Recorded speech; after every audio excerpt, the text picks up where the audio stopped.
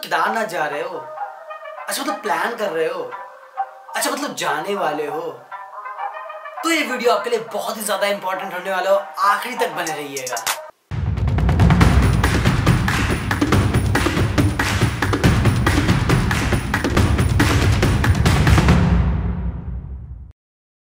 Hey guys, my name is Vibhu Trivedi. I hope you're doing absolutely fine. मैं यार अभी Kedarnath track से वापस आया और यार मैं सोच रहा था कि जैसे ही मैं यहाँ पर आऊंगा सबसे पहले मैं एक वीडियो बनाऊंगा जहाँ पे मैं एक एक चीज डिस्क्राइब करूंगा कि वो सारी बातें जो मैं वहां जाने से पहले मुझे पता होती तो मेरा ये ट्रैक बहुत ही ज्यादा इजी हो जाता। तो क्योंकि केदारनाथ से रिलेटेड बहुत ही सारे मिसकॉन्सेप्शन लोगों के दिमाग में है कि यार वो ट्रैक ऐसा है, वो ट्रैक वैसा है, वहाँ पे ये है, वहाँ पे वो है, तो वहाँ पे बताना बहुत जरूरी हो जाता है कि वो ट्रैक कैसा है और वहाँ पे कैसी फैसिलिटीज अवेलेबल हैं।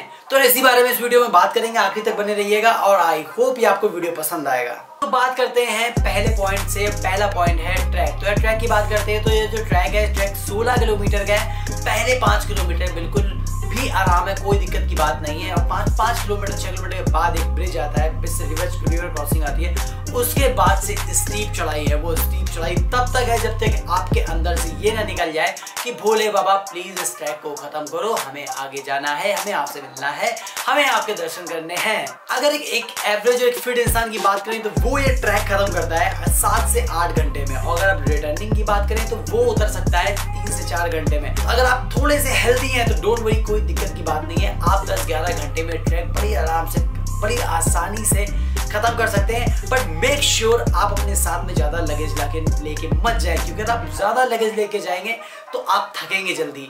तो ज्यादा ले आने की जरूरत नहीं है, क्योंकि ट्रैक उतना आसान नहीं है जितना बाकी सारे ट्रैक्स हैं और बाकी जितने लगते हैं। हाँ, पहले वाला रास्ता 2013 फ्लड आने के पहले जो रास्ता था वो बहुत इजी था, उसमें ज्यादा लूप्स नहीं थे। लेकिन ये ट्रैक थोड़ा सा ऊपर बनाया गया है, जो रिवर क्रॉस हो रही है उससे थोड़ा सा ऊपर बनाया गया है ये ट्रैक, इसी वजह से कि इन केस फ्यूचर में कभी अगर ऐसी कोई कंडीशन पैदा होती है तो ट्रैक पूरा सिक्योर रहे।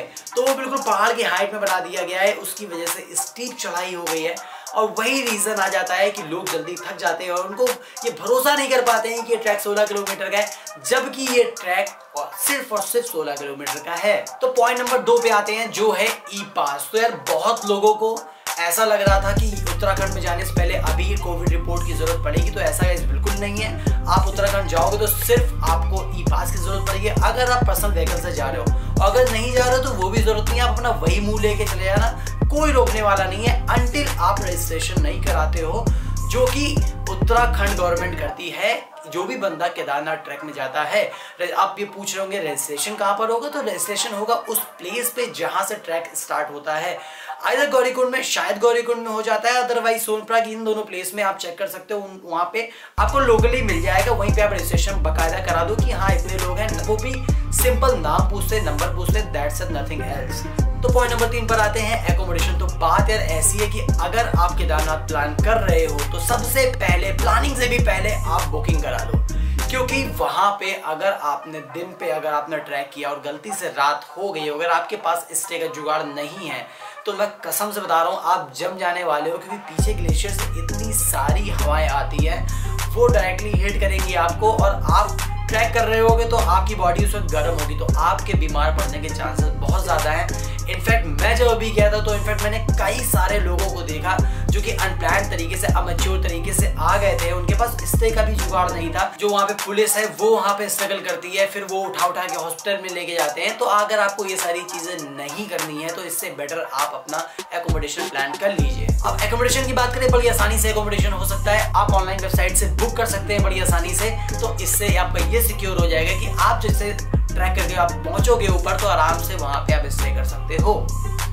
तो आप हिमाचल को उस प्लेस से बिल्कुल कंपेयर मत करो, क्योंकि हिमाचल का जो कल्चर है वहाँ पे बहुत सारे कैफेज है, बहुत सारा मतलब आपको जो भी ऐशो आराम चाहिए वो आपको हिमाचल में मिल जाएगा। लेकिन ऐसा केदारनाथ में नहीं है। तो आप अपनी एक्सपेक्टेशन ये सेट करके आओ कि हाँ मैं एक धार्मिक स्थल में जा रहा हूँ, वहाँ पे 12,000 फीट पे आप ट्रैक करने वाले हो, तो आप इस एक्सपेक्टेशन साथ जाओगे तो आपकी एक्सपेक्टेशन टूटेगी नहीं। और एक्सपेक्टेशन टूटने में बहुत तकलीफ होती है भाई साहब, ये वो लोग रिलेट कर लेंगे जिनका अभी कटा है। तो आते हैं पॉइंट नंबर 5 पे, जो है डोंट बिहेव लाइक निब्बा निब्बी। यार मैं वहाँ केदारनाथ ट्रिप पे गया था, मुझे बहुत सारी ऐसे इंसिडेंट दिखे दिखे और मुझे ऐसा फील हुआ कि यार ये तो यार बिल्कुल दिल्ली और गुड़गांव वाला कल्चर बना रखा है यहाँ पे। तो यार ये बहुत ही कंट्रोवर्शियल टॉपिक है, इस पर ज्यादा बात नहीं करेंगे।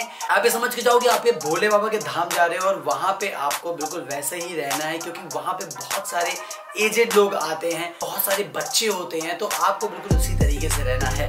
पॉइंट नंबर 6 पे आते हैं और पॉइंट नंबर 6 ये है कि स्टार्ट अर्ली। दैट मीन्स कि आप वैसे भले ही कितना देर से उठते हो, लेकिन उस दिन आपको जल्दी उठना है। उसका रीजन ये है कि आप ट्रैक सुबह जल्दी स्टार्ट करो। अगर आप ट्रैक जल्दी स्टार्ट करोगे तो आप ऐसे समझ लो कि एक फिट इंसान है तो उसको 7 से 8 घंटे लगते हैं ट्रैक कंप्लीट करने में। तो वही आप समझ लो, अगर सुबह स्टार्ट करोगे तो आप जल्दी पहुंच जाओगे। आपको शाम नहीं करनी है, आपको उससे पहले पहुंच जाना है वहां पे, और आपने जो प्रॉपर्टी ले रखी है वहां पे जाके आपको स्टे करना है जाके। अदरवाइज अगर आपने रात कर दी तो आप ये समझ लो पीछे जो ग्लेशियर उससे इतनी हवाएं आएंगी कि आप स्टोरी नहीं बना पाओगे, आप रील नहीं बना पाओगे। ये सॉन्ग डाल के ले जाए जाने कहां हवाएं हवाएं, और फिर आपका जो होना है वो आपको ही पता है। पॉइंट नंबर 7 पे आते हैं। तो यार वहां पे जाके बहुत सारी ऐसी जगह है जहां पे आपको डस्टबिन मिलेंगे और बहुत सारी ऐसी जगह हैं जहां पे आपको डस्टबिन नहीं मिलेंगे। तो आपको कूड़ा कचरा नहीं फैलाना है वहां पे। अगर आप कुछ ये रैपर यूज भी कर रहे हो, आप कुछ खाने की चीज लेके जा रहे हो, तो आप वो रैपर अपने बैग में लेके आना है आपको वापस, क्योंकि आपके जो गाड़ी में स्टिकर लगाया है विधायक कचरा वाला, वो वहां पे नहीं आएंगे उसको उठाने के लिए। तो मेक श्योर कि आप जितनी भी गंदगी है वो अपने साथ में लेके आइए और उस जगह को आप साफ सुथरा रखिए।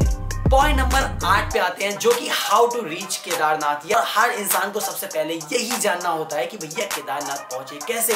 तो उससे पहले मैं आपको बताना चाहूंगा एक बात कि आपका जो मेन रास्ता है, अभी ये अक्टूबर का टाइम है, ये मेन रास्ता आई डोंट नो क्यों बंद है, अभी कंस्ट्रक्शन की वजह से वो पूरा रास्ता क्लोज है। तो अगर आपको केदारनाथ जाना है तो आपको ऋषिकेश से वाया टेहरी डैम वाले रोड पे आपको जाना है, और उस रोड से होते हुए वो आपको लेके जाएगा वापस उसी रोड पे जो कि आपका मेन रोड है रुद्रप्रयाग का।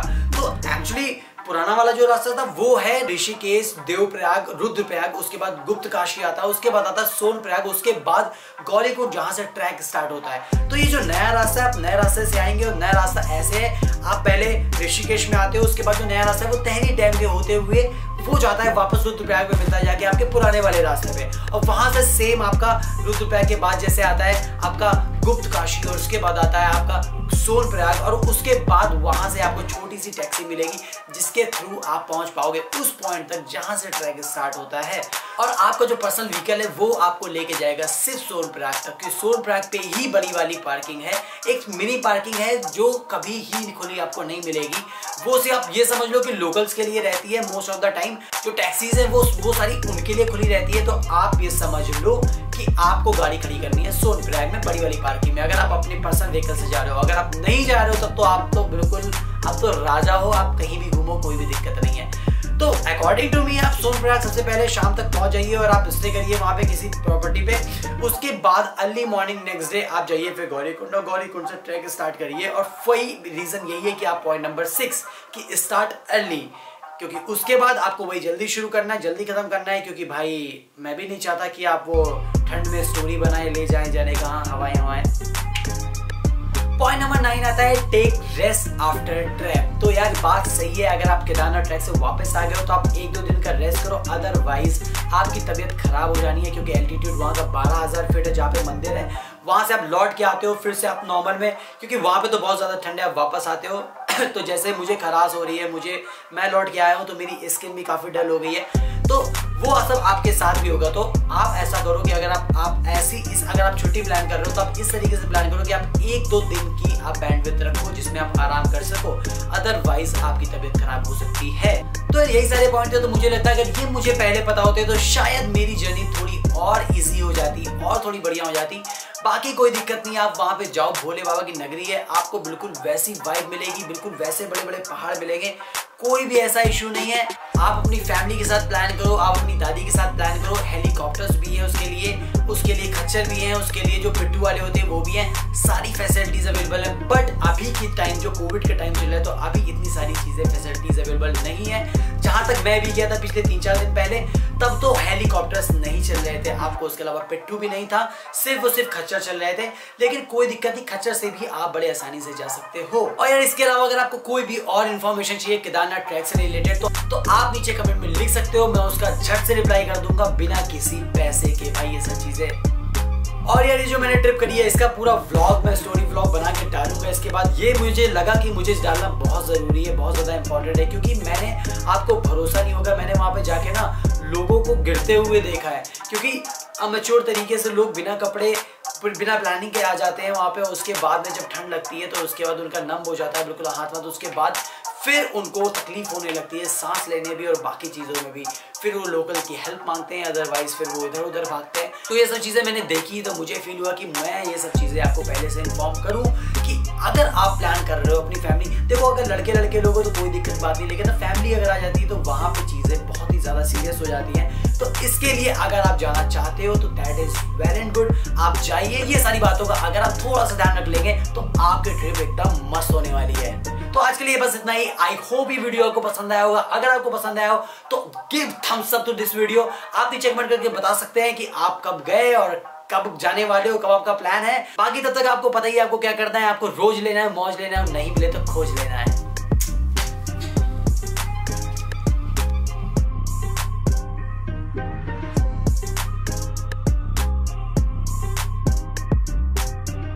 तो यार केदारनाथ में 5 किलोमीटर तो यार कर चुके हैं। अब यार सीन ये होने वाला है कि अभी कुछ लोग मिल गए हैं मुझे, और एक नहीं दो नहीं कई सारे हैं। आप उनसे मिलो पहले।